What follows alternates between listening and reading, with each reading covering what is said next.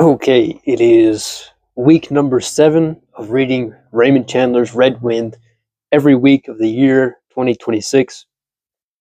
Yeah, it is. It should be week. It should be week number 7. If it's not, I'll correct it for everything else. So it's still good. 7 weeks in, it's still good.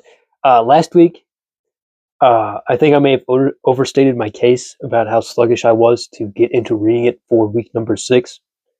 Uh, so a lot of people were responding like, "Oh man, you're gonna burn out. You're gonna hate the thing." Yeah. Uh, like I said, it was hyperbole probably on my part. I was probably just overstating my case. This week there was no trouble at all getting into this. Uh, I was a little bit later in the day getting to it just because there were some things I had to take care of first. But there was no trouble at all to getting into it for this week. It's like I say, it's just a good story. It moves smoothly. There's no real hiccups to it. There's no real trouble to uh, keep up with the action and what's going on. Now, I'll say there are a couple things here. Like I say, I like it. There's one thing here that I noticed it a couple reads ago, and it's getting on my mind. Uh,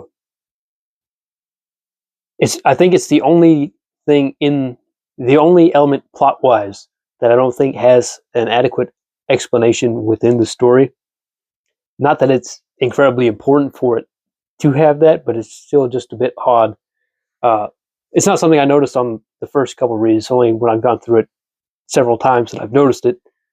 So it's probably not that important. But in the beginning, when the character Joseph Choate, aka Waldo, and let's see, what was his other alias? A.B.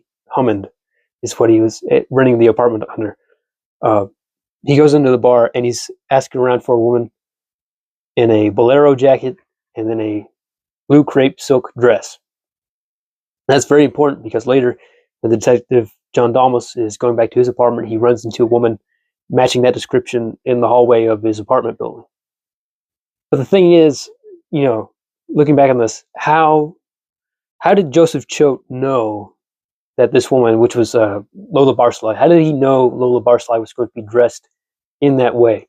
Because he hadn't seen her earlier in the evening, right? And the plan was for Lola Barsly to meet Joseph Choate at his apartment. So it's not as if they were going to meet at a second location and then he'd need to be able to spot her from across the room or in a crowd of people or anything like that, or not have to use assumed names or any of that sort of stuff. Like, they recognize each other on sight just by their faces. They're meeting at a location where it should just be the two of them on Joseph Choate's home turf. And so it's a bit like, I don't know. That's the question. Like, how would he know how she was dressed?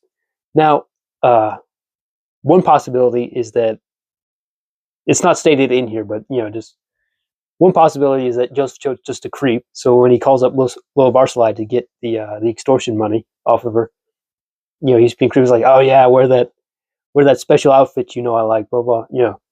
That's possible. I suppose it's also possible that because as part of the plot that's revealed throughout is that Joseph Choate killed someone in self-defense and that the body is in his apartment. So potentially, it's a possibility that after he has killed this person in his apartment, he immediately calls up Lola Barsly and then arranges to meet her somewhere else. But then why was Lola Barsly still in the apartment building to run into John Dalmas? So I don't think that's the case. I don't know. It's one of those things that it's not important really. It's just like, how did he know? How did he know?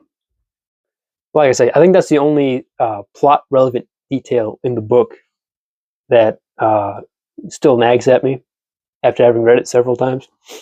There are different details with parts of dialogue, like certain lines of dialogue that I'm not entirely sure how to read or what emotion to read into that particular line, especially where it's like inside the paragraph or juxtaposed to things other people are saying. Stuff like that, I'm still not sure about how to read. But that's the only plot detail that still nags at me after having read this 7 times. And I don't know, maybe I'm just overlooking something obvious. That's possible. It's like maybe I've just gotten into a rhythm where I'm missing things that uh, other people would just pick up automatically, or something I've just never noticed, and I just have a blind spot that I don't see it at all. I don't know. There's plenty of time to figure that out. But that's all I got to say about it for right now. I will see you next week with week number 8, and we'll see what happens. See you.